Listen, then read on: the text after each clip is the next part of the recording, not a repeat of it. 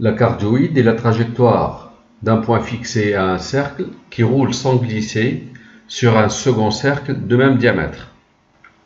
Le cercle rouge roule sans glisser autour du cercle bleu.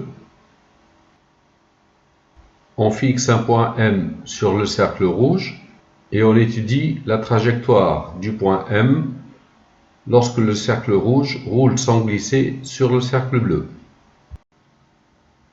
Le cercle bleu est de centre O et de rayon 1 dans un repère orthonormé direct O, I, J. Le cercle rouge est lui aussi de rayon 1, il est tangent extérieurement au cercle bleu. Ce cercle rouge roule sans glisser autour du cercle bleu. Le centre du cercle rouge est J. On choisit un point M fixé sur le cercle rouge et lorsque le cercle rouge donc roule sans glisser autour du cercle bleu, on veut étudier la trajectoire du point M. Au départ, le cercle rouge est de centre J de coordonnées de 0. Le point M est de coordonnées 3, 0. Et ce cercle touche le cercle bleu au point I de coordonnées 1, 0. I est un point du cercle rouge. Donc lorsque le cercle rouge va tourner autour du cercle bleu, le point I va se déplacer. C'est un point variable. Donc lorsque le cercle rouge roule sans glisser autour du cercle bleu, le point I se déplace. J est toujours le milieu du segment IM. Je considère le point C de contact des deux cercles. Lorsque le point M se déplace, C se déplace aussi. Comme le cercle rouge roule sans glisser, la longueur de l'arc AC est égale à la longueur de l'arc CI. Si je considère le point C' symétrique de C par rapport à J, donc J est le milieu de CC', la longueur de l'arc CI va être égale à la longueur de l'arc C'M. Les points O, C, J, C' sont alignés. Si je pose alpha une mesure de l'angle OA, OC, la distance OC' est égale à 3, 1 plus 1 plus 1. L'angle OA, OC', c'est alpha. Donc on peut dire que l'affixe du point C', c'est 3 EI alpha. La longueur de l'arc C'M va être égale à la longueur de l'arc IC à cause de la symétrie de centre J. Et la longueur de l'arc IC est égale à la longueur de l'arc AC. Comme le rayon de ce cercle est égal à 1, l'angle ici c'est alpha, la longueur de l'arc c'est alpha. La longueur de cet arc est égale à alpha. Comme le rayon du cercle rouge est égal à 1, ça veut dire que cet angle c'est alpha aussi. Donc l'angle JC', JM est égal à alpha. Comme JC' est égal à JM est égal à 1, c'est le rayon du cercle, le point M est l'image de C' par la rotation de centre J d'angle alpha. Et en passant au complexe, l'affixe du point M va être égal EI alpha multiplié par l'affixe du point C', donc fois Z C', plus l'affixe du centre, l'affixe de J, multiplié par 1 moins EI alpha. Je trouve l'affixe de M égale EI alpha multiplié par l'affixe du point C', c'est 3 EI alpha, donc 3 E2I alpha, plus l'affixe du point J, c'est 2 EI alpha, puisque la distance OJ est égale à 2 et que l'angle OA-OJ est égal à alpha, facteur de 1 moins EI alpha, je trouve 3 E2I alpha plus 2 EI alpha moins 2 E2I alpha. Je trouve l'affixe du point M égale 3 E2I alpha moins 2 E2I alpha, c'est-à-dire E2I alpha, plus 2 EI alpha, c'est-à-dire cosinus 2 alpha plus I sinus 2 alpha, plus 2 fois cosinus alpha plus I sinus alpha. Si je pose Zm égale x plus iy, j'obtiens x, c'est la partie réelle, donc c'est cosinus 2 alpha plus 2 cosinus alpha, et y égale, la partie imaginaire ici, c'est la partie imaginaire ici, c'est sinus 2 alpha plus 2 sinus alpha. Donc, le point M, si au lieu de prendre alpha, le paramètre ici, je prends t, si t prend la place de alpha, je trouve x de t égale cosinus de t plus 2 cosinus t et y de t égale sinus de t plus 2 sinus t. Et c'est ainsi qu'on obtient le paramétrage de la trajectoire du point M. Donc ça nous donne une courbe paramétrée qu'on va étudier. Le plan est muni d'un repère orthonormé OIJ. On considère donc la cardioïde paramétrée par x de t égale cosinus de t plus 2 cosinus t et y de t égale sinus de t plus 2 sinus t. On va étudier cette courbe paramétrée, puis on va la tracer. Premier point, on va réduire l'ensemble d'études. Au lieu de prendre R en entier, on va remarquer que pour t appartenant à R, alors la fonction cosinus de t est pi périodique, la fonction cosinus t est 2pi périodique, donc x de t est 2pi périodique, c'est-à-dire x de t plus 2pi égale x de t. Et de même pour la fonction y, la fonction sinus de t est pi périodique, la fonction sinus t est 2pi périodique, donc la fonction y est 2pi périodique, c'est-à-dire y de t plus 2pi égale y de t. On peut donc restreindre le domaine d'étude à l'intervalle de longueur de pi. On prend moins pi, pi. De plus, pour t appartenant à R, x de moins t, je remplace t par moins t, cosinus moins de t est égal à cosinus de t, et cosinus moins t est égal à cosinus t, donc x de moins t est égal à x de t. Et y de moins t, vu que la fonction sinus est impaire ici, on va trouver égal moins y de t. Donc l'axe OX, l'axe des abscisses, est un axe de symétrie de la courbe C. On ne va pas étudier la courbe C pour t négatif, il suffit d'étudier pour t positif. On ne va donc pas étudier sur moins pi pi en entier, il suffit d'étudier pour t positif, donc on va se restreindre à 0 pi. Le domaine d'étude de la courbe C sera 0 pi. Par symétrie par rapport à l'axe OX, on obtient la totalité de la courbe. Deuxième point, on va dresser le tableau de variation de la courbe. Pour cela, on commence par calculer la dérivée de x.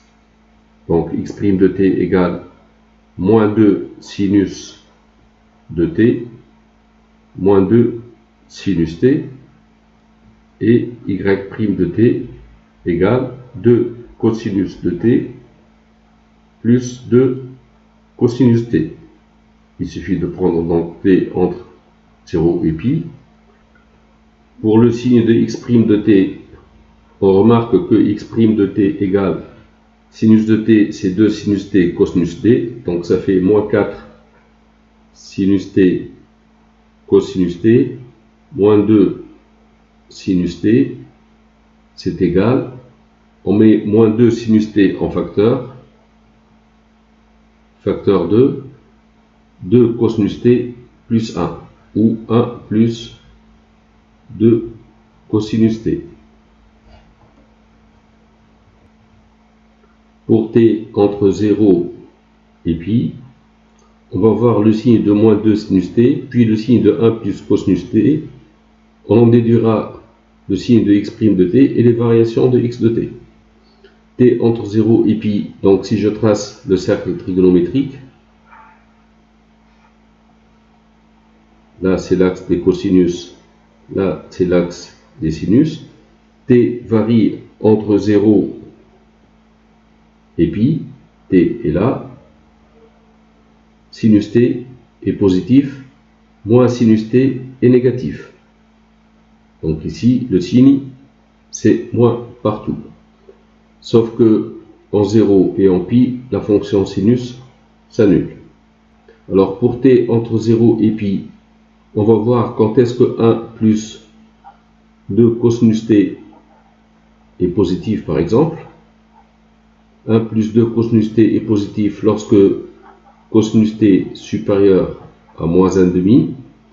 Le cosinus est supérieur à moins 1,5. T varie entre 0 et 2π sur 3. J'écris 2π sur 3. Ici, 1 plus 2 cosinus t s'annule. Et 1 plus 2 cosinus t est positif lorsque t entre 0 et 2π sur 3. Donc ici, c'est un plus, et ici, c'est un signe moins. Le produit, ici, c'est un 0, moins 0, plus et 0. La fonction x décroît, puis elle croît. En 0, x de 0, c'est cosinus 0 plus 2 cosinus 0, ça fait 3. En pi, cosinus de pi est égal à 1. 2 cosinus pi, c'est moins 2. 1 moins 2, c'est moins 1. Et en 2π sur 3, 2t, c'est 4π sur 3. Cosinus de t, c'est cosinus 4π sur 3, c'est moins 1,5. Plus 2 cosinus t, plus 2 cosinus de pi sur 3. Cosinus de pi sur 3, c'est moins 1,5. Fois 2, moins 1. On trouve moins 3,5. Donc la valeur ici, c'est moins 3,5. Pour les variations de la fonction y, on a y' de t qui est égal à 2 cosinus de t. On sait que cosinus de t, c'est 2 cosinus carré t moins 1. Donc plus 2 cosinus t, je trouve 4 cosinus carré t plus 2 cosinus t moins 2. Je peux mettre 2 en facteur, donc y' de t égale 2 fois 2 cosinus carré t plus cosinus t moins 1. Donc on va étudier sur 0π le signe de cette parenthèse. Je vais poser x égale cosinus t. Comme t est entre 0 et pi, x varie entre moins 1 et 1. Et 2 cosinus carré t, ça devient 2x2 plus cosinus t, donc plus x moins 1. on va chercher le signe de ce nombre. Alors ceci s'annule si et seulement si x égale moins 1. Moins 1 est une racine apparente. 2 moins 1, ça fait 0. L'autre racine, c'est moins c sur a, c'est-à-dire 1 demi. Donc, le signe, suivant les valeurs de x, de 2x2 plus x moins 1, on a la valeur moins 1, la valeur 1 demi. Le signe, c'est moins ici et plus ici. Là, c'est 1 et là, c'est plus l'infini. Donc, cette région ne nous intéresse pas et cette région ne nous intéresse pas non plus. Pour x entre moins 1 et 1, 2x2 plus x moins 1 est négatif. Lorsque x varie entre moins 1 et 1 demi, or, quand x est égal à cosinus t, c'est-à-dire cosinus t entre moins 1 et 1 demi, le cosinus est égal à 1 demi ici, le cosinus entre moins 1 et 1 demi, lorsque t est entre pi sur 3 et pi. Donc, ceci veut dire que t entre pi sur 3 et pi. Pour t entre 0 et pi, y' de t est négatif, c'est-à-dire 2 cosinus carré t plus cosinus t moins 1 est négatif, ou 2x2 plus x moins 1 est négatif, lorsque t entre pi sur 3 et pi. Donc je vais écrire ici pi sur 3, et là, la dérivée est négative. En pi sur 3 et en pi, la dérivée s'annule. Donc ici, c'est un plus. La fonction y croît, puis décroît. Y de 0, c'est 0. Sinus 0, c'est égal à 0. Y de pi, sinus de pi, c'est 0. Sinus pi, c'est 0. Donc là aussi, c'est 0. Pour pi sur 3, 2t égale 2pi sur 3.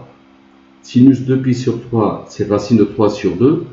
Donc on obtient racine de 3 sur 2. Plus 2 sinus pi sur 3. Sinus pi sur 3, c'est racine de 3 sur 2. Fois 2. Donc, plus 2 racine de 3 sur 2, ça fait 3 racines de 3 sur 2. Je note ici 3 racines de 3 sur 2. J'arrive au tableau de variation de la courbe C. Donc t qui varie de 0 à pi. J'écris ici x' de t, ici x de t, ici y' de t, ici j'écris y de t. Alors le signe de x' de t entre 0 et 2pi sur 3, c'est négatif. Donc je vais écrire 2pi sur 3 ici. Donc c'est négatif. Et entre 2pi sur 3 et pi, c'est positif, avec un 0 ici. La fonction x de t décroît de 0 à 2pi sur 3. Donc c'est une fonction qui est décroissante. Puis elle est croissante. Les valeurs, c'est 3 ici, moins 3 demi ici, et moins 1 ici. Alors, y' de t entre 0 et pi sur 3 est positive. Donc ici, j'écris pi sur 3, y' de t est positive. Puis, elle s'annule en pi sur 3 et en pi. Le signe ailleurs, c'est négatif.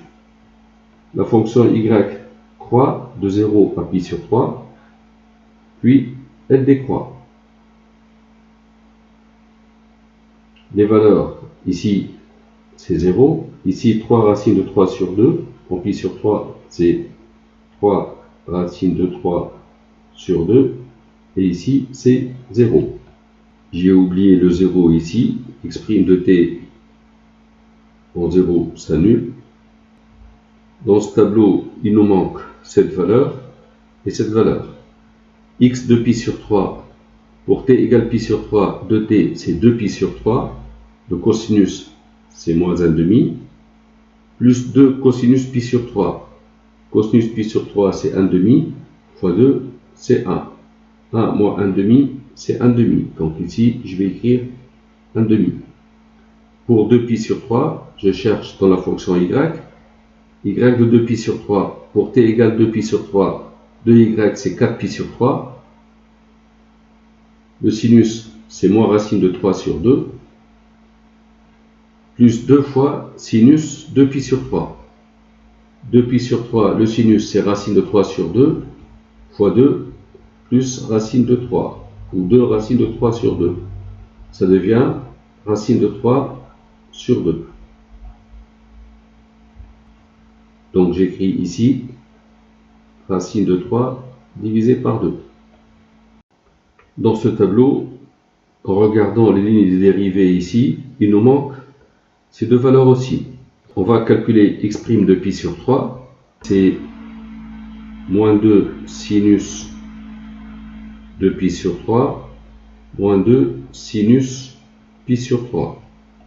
C'est-à-dire, moins 2 fois sinus de pi sur 3, c'est racine de 3 sur 2. Moins 2 sinus pi sur 3, c'est racine de 3 sur 2 aussi. On obtient moins racine de 3 moins racine de 3, c'est moins 2 racine de 3. Donc ici, je vais écrire moins 2 racine de 3, cette valeur. Et y' de 2 pi sur 3, c'est 2 fois cosinus 2 fois 2 pi sur 3, 4 pi sur 3, plus 2 cosinus 2 pi sur 3. Cosinus 4 pi sur 3, c'est moins 1,5, donc 2 fois moins 1,5, c'est moins 1. Et cosinus 2 pi sur 3, c'est moins 1,5 aussi. Plus 2 fois moins 1,5, donc moins 1. On trouve moins 2. Donc cette valeur ici, c'est moins 2. J'ai oublié cette valeur aussi. Y' de 0, c'est 2 cosinus 0 plus 2 cosinus 0, c'est 4. Je vais en fait ajouter une ligne en bas du tableau dans laquelle je vais inscrire les vecteurs tangents. Donc, en t égale 0, le vecteur tangent a pour coordonnée x' de 0, y' de 0, donc 0, 4. C'est un vecteur vertical. En pi sur 3, le vecteur tangent, c'est moins 2 racine de 3, 0. C'est un vecteur horizontal.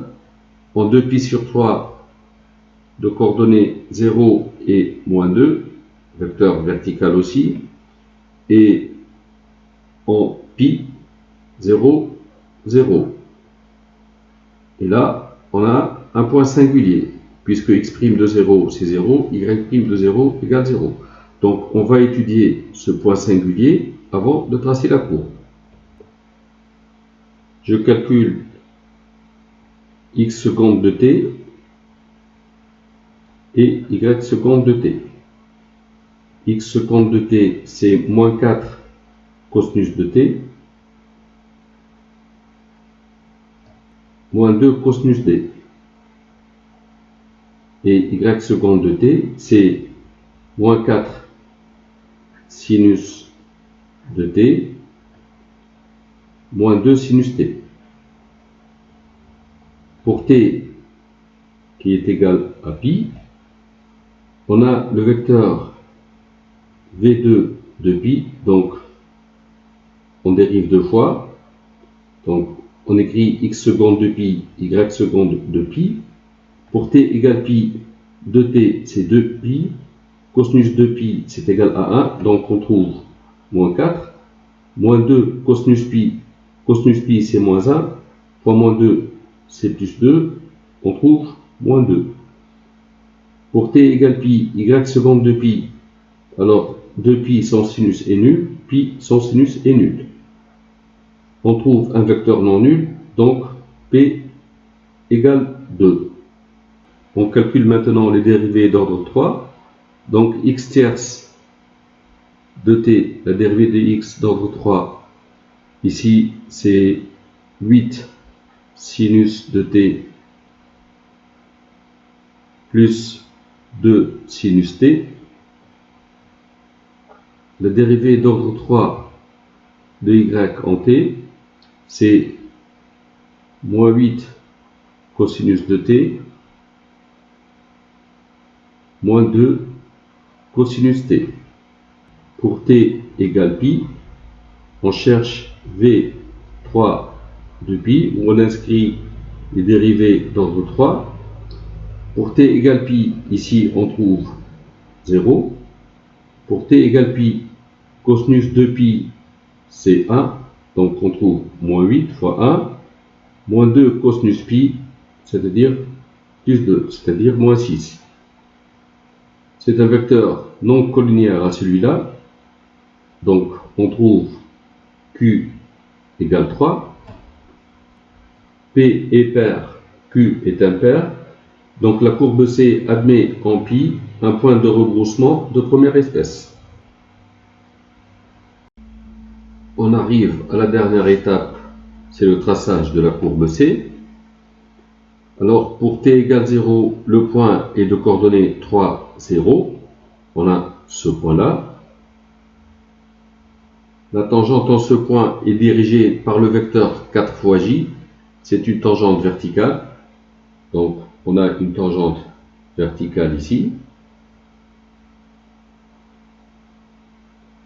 Pour t égale pi sur 3, on a le point de coordonnées 1,5, 3 racines de 3 sur 2. 3 racines de 3 sur 2, c'est à peu près 2,6. Donc 1,5, 2,6 à peu près. On a ce point-là. En ce point, la tangente est horizontale. Donc on va tracer une tangente horizontale ici.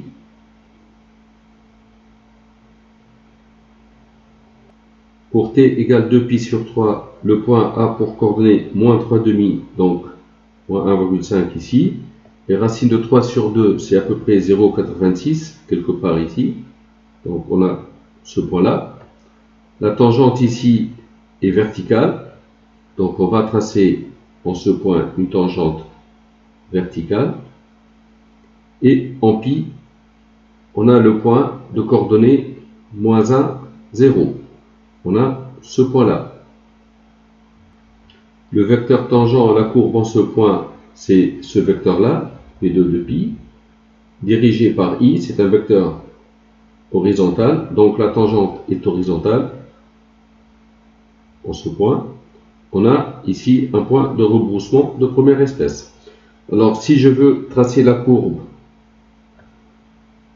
on part pour t égale 0 du point de coordonnées 3, 0. Donc je pars de ce point-là. À partir d'ici jusqu'à la valeur pi sur 3, x diminue, y augmente. À partir de ce point-là, x diminue, y augmente, et on arrive à ce point. Ici, on part avec une tangente verticale, et ici, on arrive avec une tangente horizontale. Donc, on va avoir une courbe qui fait à peu près ceci.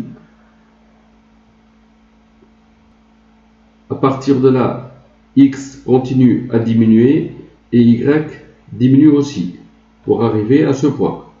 Donc x et y diminuent, on arrive à ce point. Puis x augmente et y diminue pour arriver à ce point. Donc x augmente, donc on va dans ce sens-là, x augmente et y diminue pour arriver à ce point avec une tangente horizontale. Ceci est un axe de symétrie de la courbe. Donc,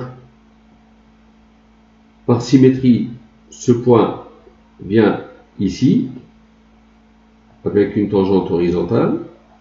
Ce point, on le garde, c'est le même. Ce point vient ici avec une tangente verticale. Et par symétrie, on va obtenir donc, ceci, donc quelque chose qui fait comme ça. Puis, on va arriver à ce point et on va faire ceci. Ceci est très sommaire. Alors correctement, voilà comment ça va se passer.